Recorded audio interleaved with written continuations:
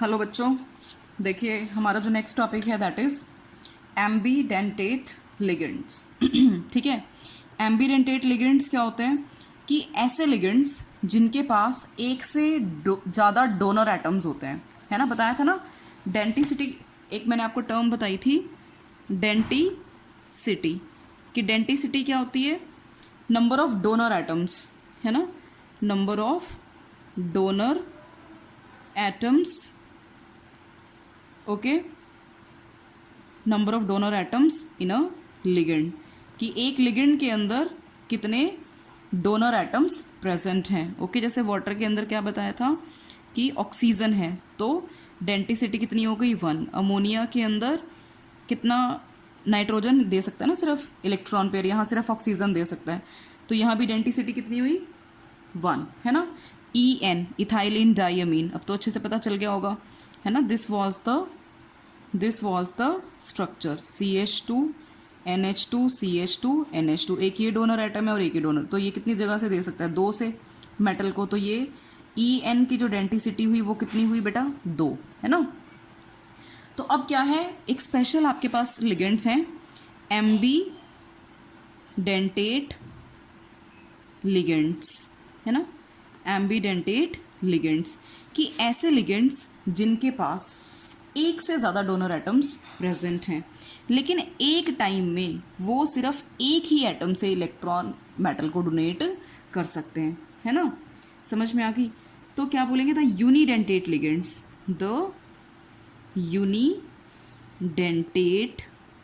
Ligands, the unidentate ligands which can join, which can, या तो बोलेंगे लाइगेट, विच कैन लाइगेट और join, ठीक है, बाय 2 डिफरेंट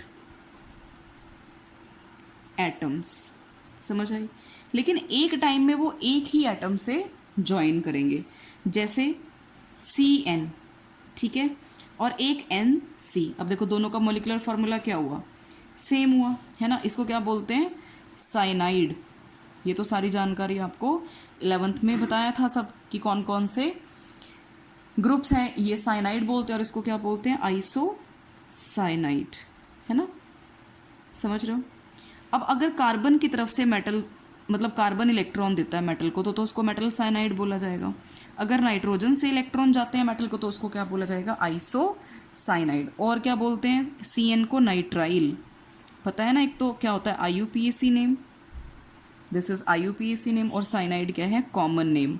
समझ में आ गया। इसी तरह से आइसो लग गया, बिकॉज N अगर इलेक्ट्रॉन डोनेट कर रहा है तो आइसोसाइनाइड या आइसोनाइट्राइल। समझ में आ गई बात, ठीक है ना। तो ये क्या है, इसका IUPAC नेम, और ये क्या है, कॉमन नेम। समझ में आ गई बात, ठीक है बच्चे।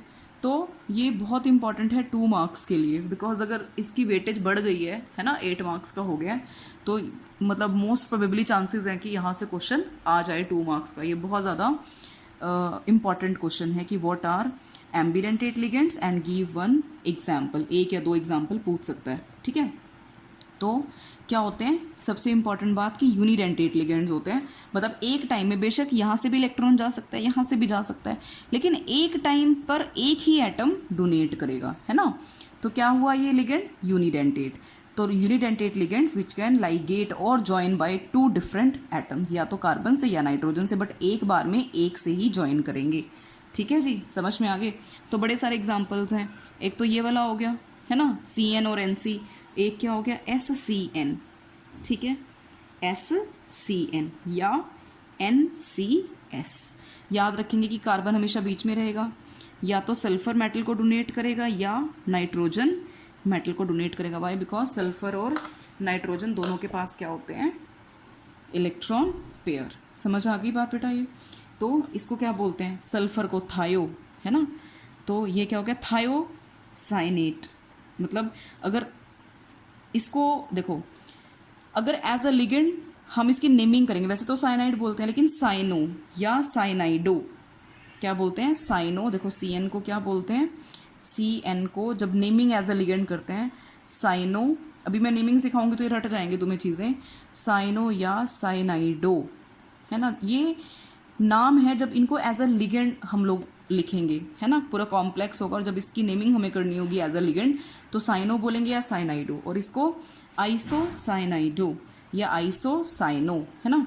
इसी तरह से SCN क्या है, थायोसाइनाइड, और ये क्या है, आइसोथायोसाइनाइड। लेकिन जब एज अ लिगेंड इसकी नेमिंग करेंगे तो क्या बोलेंगे, थायोसाइनेटो, थायो सायो थायोसाइनेटो, है ना, और इसको क्या बोलेंगे, आइसोथायोसाइनेटो।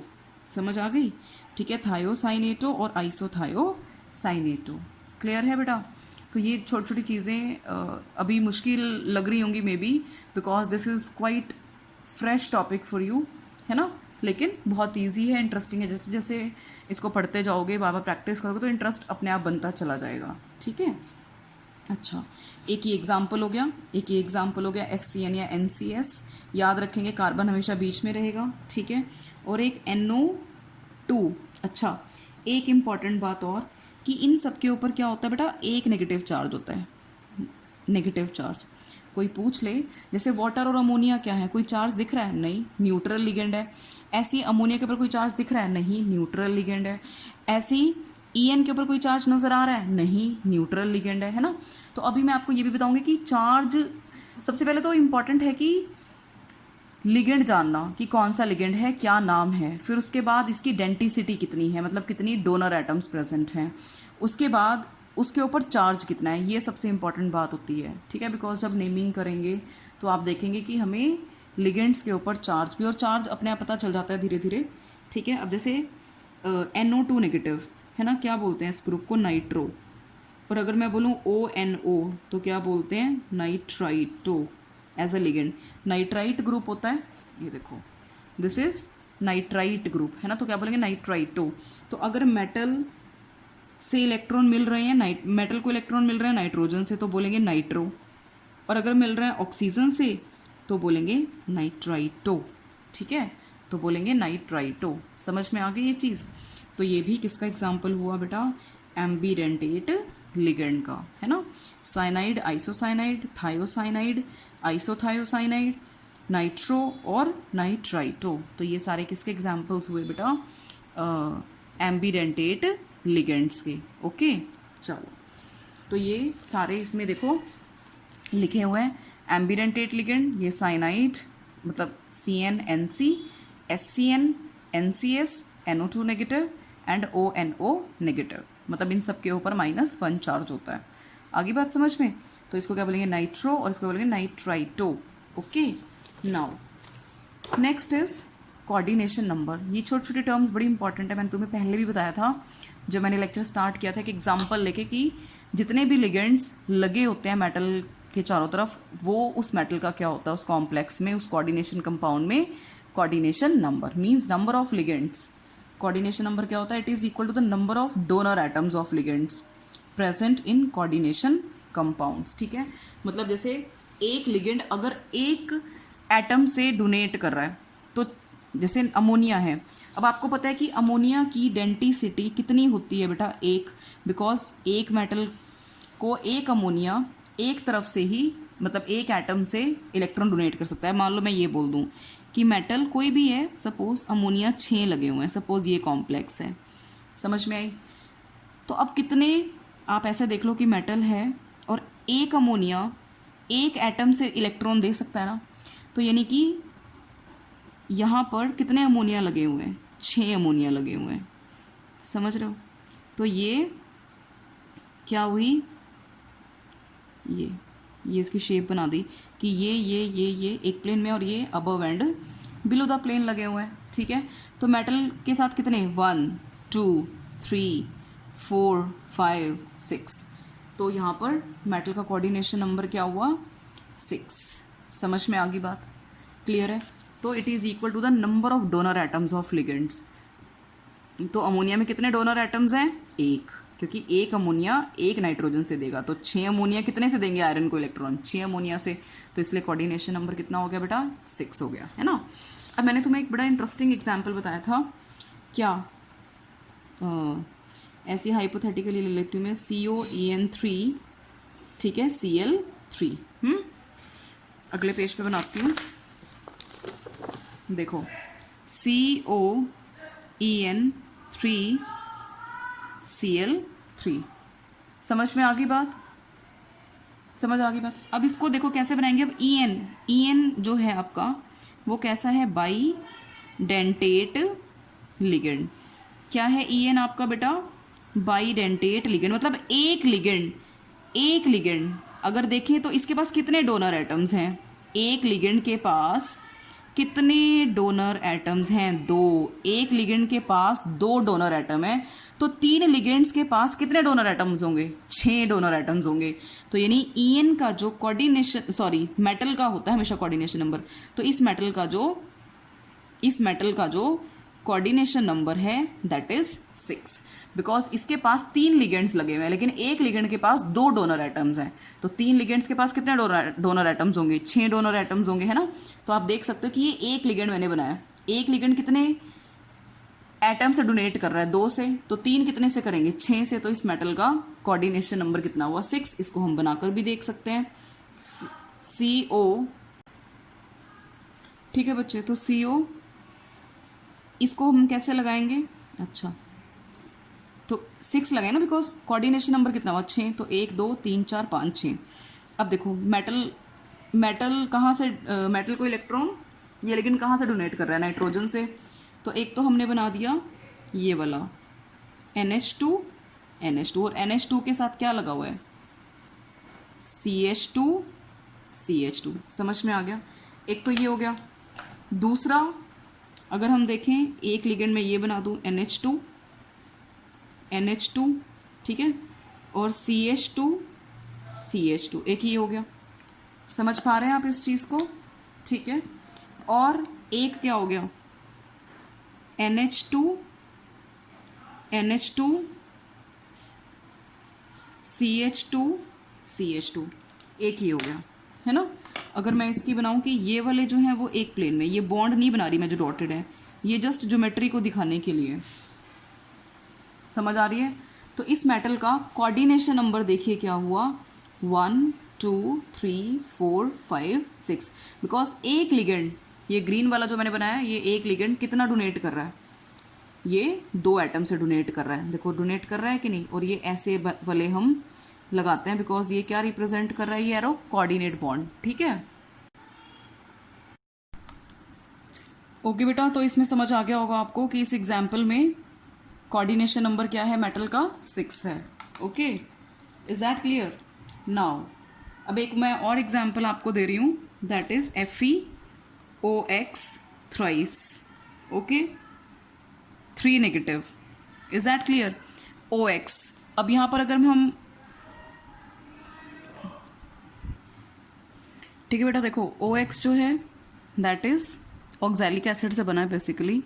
ऑक्सैलिक एसिड क्या होता है? COOH। ठीक है, अगर हम यहाँ से 2 हाइड्रोजन रिमूव कर दें तो एक नेगेटिव चार्ज इधर आ जाएगा और एक नेगेटिव चार्ज इधर आ जाएगा। तो अब जो ये बना वो एज अ लिगेंड बिहेव करेगा, तो OX को क्या बोलते हैं? ऑक्सालेटो। ओके, जब एज अ लिगेंड इसको हम बोलेंगे इसका name, so that is oxalato. And what is the structure? This one. और इसको कैसे लिख सकते हैं? C2O4 2 नेगेटिव, है ना। इन शॉर्ट क्या लिखते हैं? OX। और ये कैसा है आपका? बाई डेंटेट लिगेंड, है ना, बाई डेंटेट लिगेंड। अब समझ में आ रहा होगा।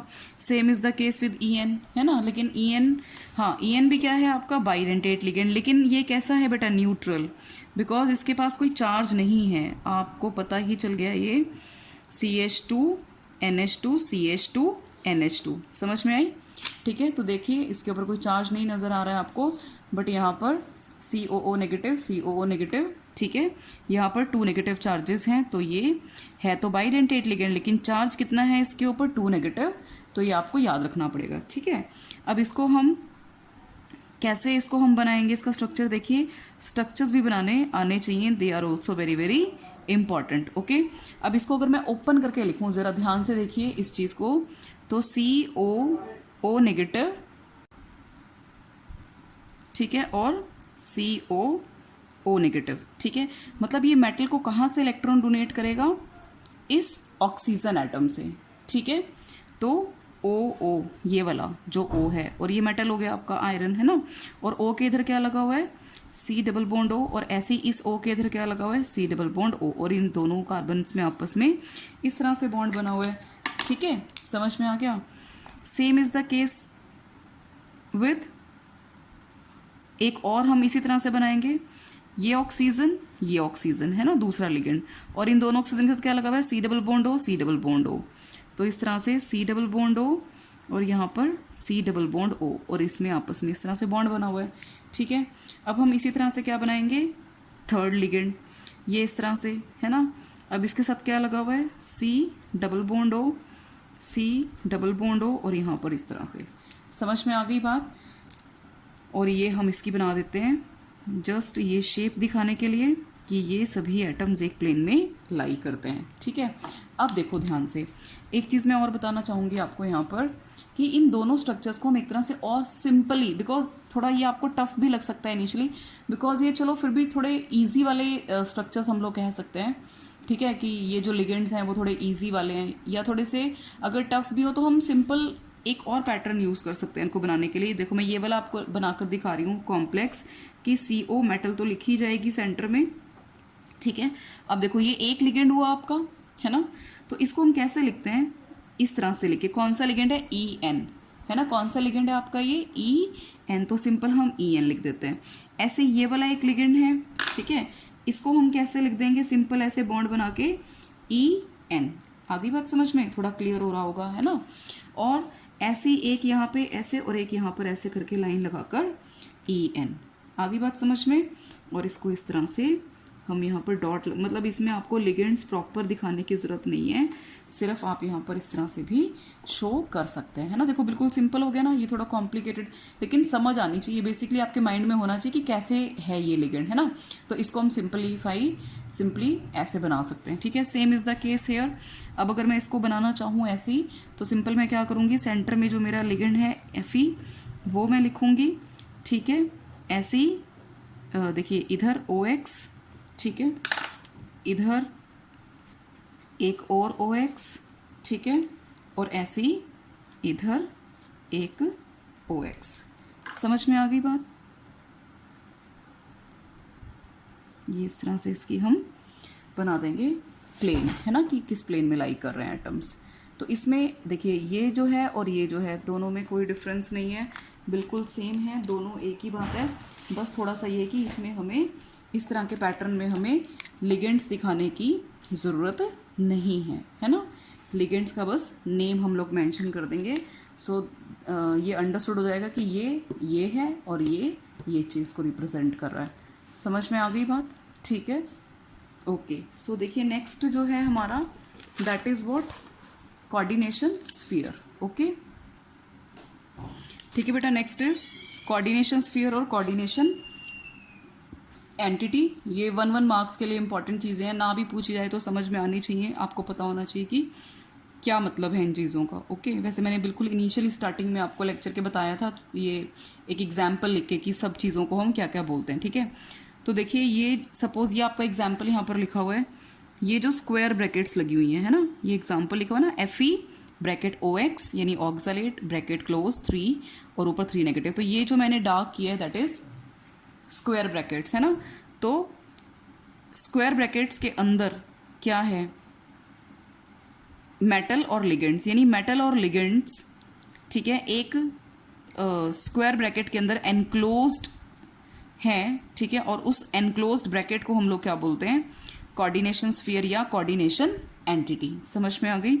तो सेंट्रल मेटल एटम और आयन, मेटल भी हो सकता है आयन भी हो सकता है, and ligands which are directly attached with each other by coordinate bond forms a coordination sphere or entity. Okay, it is written in square brackets, और इसको किस में लिखा जाता है, स्क्वायर ब्रैकेट में। ठीक है, काउंटर आयन भी हम डिस्कस कर चुके हैं कि ये आपका क्या हो गया, this is your coordination entity या कोऑर्डिनेशन स्फीयर। ठीक है, बताया था कि इसके पहले या बाद में जो भी लगा हुआ है, ठीक है, आयोनाइजेबल स्पीशी, पहले ही बताया था कि अंदर जो भी आपके लिगेंड्स हैं वो मेटल से नहीं टूटेंगे अगर आप इसको वाटर में डालते हो। सिर्फ कौन अलग होगा, जो बाहर प्रेजेंट हैं, है ना, इस ब्रैकेट के बाहर जो प्रेजेंट है सिर्फ वही टूटेंगे। समझ में आ रही है। तो जो भी कोऑर्डिनेशन स्फीयर या ब्रैकेट के बाहर आपके ग्रुप्स लगे हुए हैं उनको हम क्या बोलते हैं, काउंटर आयन। जैसे डेफिनेशन क्या बोलेंगे, जैसे इसमें सल्फेट है तो सल्फेट के नीचे लिखा हुआ है ना आपके काउंटर आयन। तो बेटा क्या हुई definition, the ionizable groups which are written outside the square brackets are known as counter ions. Okay, समझ में आ गई बात। Okay, next is complex ion. Next term जो है तुम्हारी, ये छोटी छोटी टर्म्स हैं, इनको ध्यान रखना। कॉम्प्लेक्स आयन क्या है, इफ कोऑर्डिनेशन कॉम्प्लेक्स, ये पूरा कोऑर्डिनेशन कॉम्प्लेक्स या कोऑर्डिनेशन कंपाउंड है ना, if it carries a net positive और नेगेटिव चार्ज।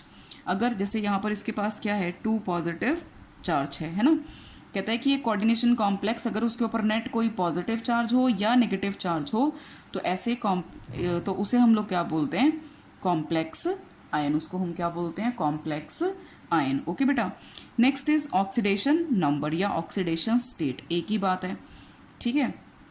तो क्या होता है, ये हम 11th में भी निकाल चुके हैं, रिडॉक्स रिएक्शन में ऑक्सीडेशन नंबर है ना, so it is the charge. हाँ जी, देखो 11th में भी हम लोग, अभी मैंने बताया तुम्हें कि तुम पढ़ चुके हो है ना रिडॉक्स रिएक्शन चैप्टर में। तो देखिए ऑक्सीडेशन नंबर क्या होता है, it is the charge present on the central metal atom, है ना, it is the charge present on the central metal atom और ion in a coordination complex. जैसे अगर मैं यहाँ पर ये एग्जाम्पल ले लूँ, है ना, अगर मैं यही वाला एग्जाम्पल ले लूँ जो इसमें लिखा हुआ है, that is copper water whole 4 2 positive, copper water 4 whole 2 positive, ठीक है बेटा।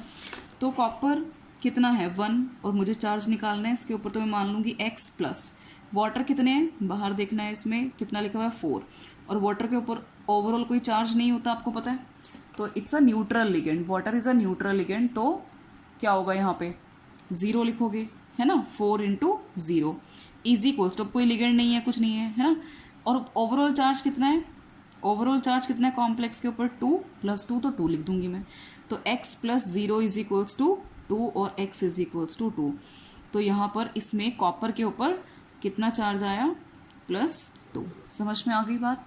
तो क्या होता है ऑक्सीडेशन नंबर या oxidation state, it is the charge present on the central metal atom in a coordination complex. समझ में आ गई बात ये। ओके, अब देखिए नेक्स्ट जो टर्म है that is again very important, homoleptic complexes. Homoleptic है ना, होमोलेप्टिक complexes या compounds। Homo as a name suggests, homo means same, ठीक है, होमो का मतलब होता है सेम, ठीक है।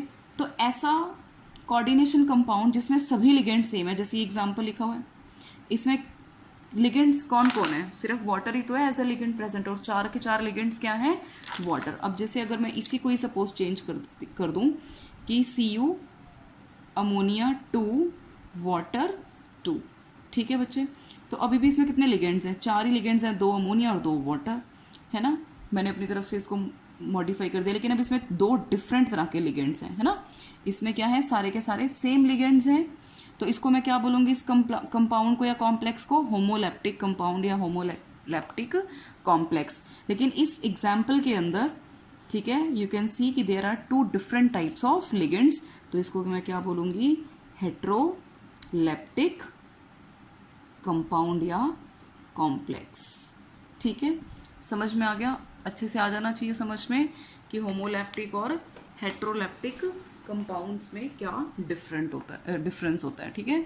होमो का मतलब लिगेंड सारे सेम होंगे उसमें, और हेट्रोलेप्टिक का मतलब ऐसे कंपाउंड्स, ऐसे कोऑर्डिनेशन कॉम्प्लेक्सेस जिनमें एक से ज़्यादा तरह के लिगेंड्स प्रेजेंट होते हैं, they are known as heteroleptic complexes, ठीक है बेटा।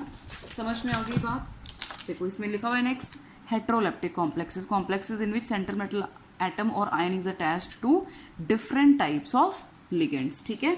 अब इसमें आप देख सकते हो, जैसे एग्जाम्पल दिया हुआ है, क्रोमियम अमोनिया 3 क्लोरीन 3, तो इसमें 3 अमोनिया लगे हुए हैं, 3 क्लोरीन लगे हुए हैं, है ना। तो 2 डिफरेंट तरह के लिगेंड्स हो गए, है ना। इसमें भी यहाँ पर 3 अमोनिया और 2 क्लोरीन लगे हुए हैं, समझ में आई। तो ये भी किसका एग्जाम्पल हुआ, हेट्रोलेप्टिक। ये 2 बाहर आना चाहिए एक्चुअली, ये बेटा 2 यहाँ पर क्लोरीन ऐसे, ठीक है, और बाहर आना चाहिए 2, समझ आई। तो ये भी क्या हुआ, हेट्रोलेप्टिक कॉम्प्लेक्स, ठीक है। नेक्स्ट इज कोऑर्डिनेशन पॉलीहेड्रॉन, और वो कोऑर्डिनेशन नंबर मैंने तुम्हें पहले ही बता दिया था, हाँ ठीक है। कोऑर्डिनेशन नंबर क्या होता है, टोटल नंबर ऑफ लिगेंड्स। जैसे यहाँ पर ये भी मोनोडेंटेट लिगेंड है, क्लोरीन भी मोनोडेंटेट लिगेंड है, तो 3 + 3 6, यानी क्रोमियम मेटल का कोऑर्डिनेशन नंबर कितना हुआ 6।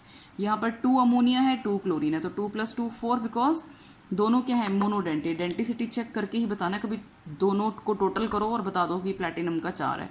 सबसे पहले देखिए कि यहाँ पर मोनोडेंटेट लिगेंड है या बाईडेंटेट है या ट्राईडेंटेट है, ठीक है। अगर मोनोडेंटेट लिगेंड्स लगे हुए हैं तब तो सारों को काउंट करो और टोटल बता दो कि ये मेटल का क्या है कोऑर्डिनेशन नंबर। जैसे 2 अमोनिया 2 क्लोरीन, तो 2 + 2 4, तो यहाँ पर प्लैटिनम का कोऑर्डिनेशन नंबर इज 4, यानी टोटल नंबर ऑफ लिगेंड्स, ठीक है, प्रेजेंट विद द लिगेंड, कि मतलब कितने total number of ligands present हैं, या total number of donor atoms कितने हैं, total number of donor atoms of ligands, ये ज़्यादा बेटर होगा, है ना।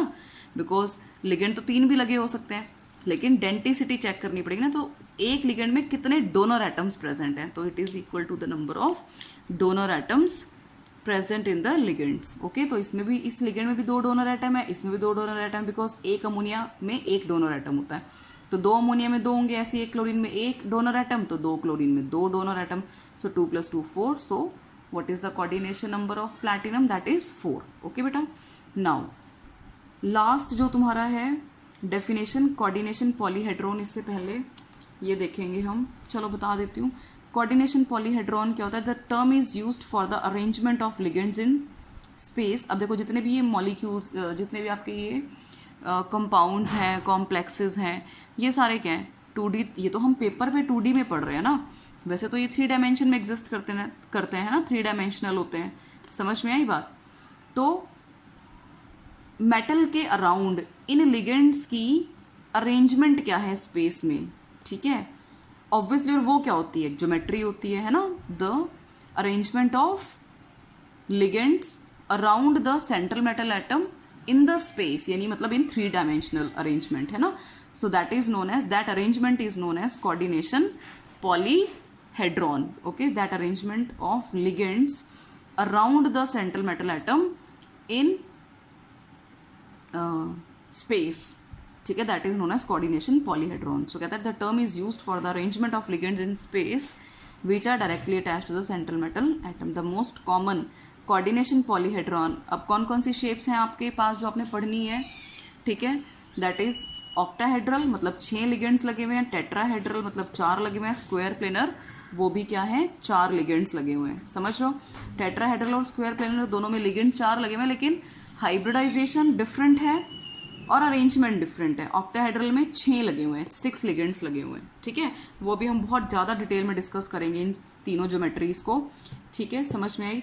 अब मैंने जो तुम्हें बताया था कि जो मेन वो पैरेट वाला काम आ गया, लिगेंड्स वाला काम हमारे पास आ गया कि कैसे इनको हमने लर्न करना है और कौन कौन से लिगेंड्स आपके पास इंपॉर्टेंट हैं, ठीक है बेटा। तो अब देखिए सबसे पहले लिगेंड कौन सा है, fluorine, F negative, fluorine, chlorine, bromine, iodine, ठीक है, ये तो पता ही है हमें, हैलोजेंस हैं, ठीक है, और सबके ऊपर क्या होता है नेगेटिव चार्ज। फ्लोरीन को जब हम एज अ लिगेंड नेम करेंगे तो क्या बोलेंगे, फ्लोराइडो, क्या बोलेंगे, फ्लोराइडो। क्लोरीन को क्या बोलेंगे, क्लोराइडो, ब्रोमीन को ब्रोमाइडो, आयोडीन को आयोडाइडो, आयोडाइडो, ठीक है, समझ में आई। उसके बाद पहले क्या यूज़ करते थे, फ्लोरो, क्लोरो, ब्रोमो, आयोडो, लेकिन आजकल क्या यूज़ करते हैं, फ्लोराइडो, क्लोराइडो, ब्रोमाइडो, आयोडाइडो। Cn नेगेटिव, चार्ज भी याद रखना, साथ के साथ देखते जा रहे हो ना कि चार्जेस भी इंपॉर्टेंट है, बिकॉज जब ऑक्सीडेशन नंबर निकालने को बोलेगा या कंपाउंड की नेमिंग करने को बोलेगा तो सबसे इम्पॉर्टेंट नेम और दूसरा इम्पॉर्टेंट चीज़ उनके ऊपर चार्ज हमें लर्न करना पड़ता है, ठीक है। Cn नेगेटिव साइनाइड होता है तो साइनाइडो या साइनो।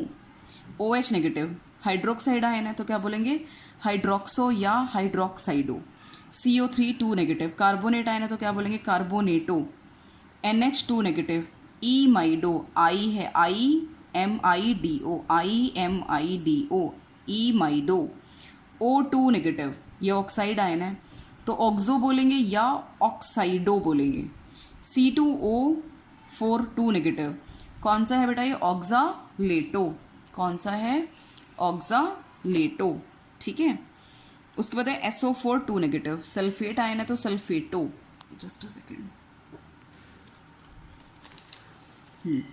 अब देखिए, ठीक है, NO3 नेगेटिव, नाइट्रेट आयन है तो क्या बोलेंगे, नाइट्रेटो। CH3COO नेगेटिव, किससे बना है, एसिटिक एसिड से, तो एसिटेटो। NH3, अब देखो इसके ऊपर चार्ज 0 है, न्यूट्रल, अभी सारे नेगेटिव वाले थे, 1 नेगेटिव या 2 नेगेटिव वाले। अमोनिया के ऊपर चार्ज 0 है तो क्या बोलेंगे, अमीन, याद रखना, AMMINE,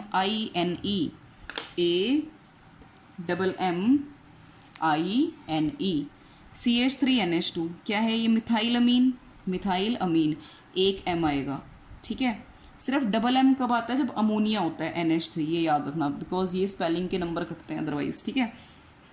वाटर है चार्ज 0 तो एक्वा बोलते हैं, वाटर को क्या बोलते हैं, एक्वा, एक्वा गार्ड से याद रखना। CO carbonyl, charge 0। NO nitrosyl, charge 0। C5H5N pyridine होता है ये, C5H5N। कैसे बनाते हैं इसको हम लोग, ऐसे बनाते हैं पिरिडिन को, ठीक है। बस यहाँ नाइट्रोजन लिख देते हैं, समझ में आई। तो इसको हम क्या बोलेंगे, C6H5N पिरिडिन, PY से इसको डिनोट किया जाता है इन शॉर्ट, और इसके ऊपर भी कोई चार्ज नहीं है।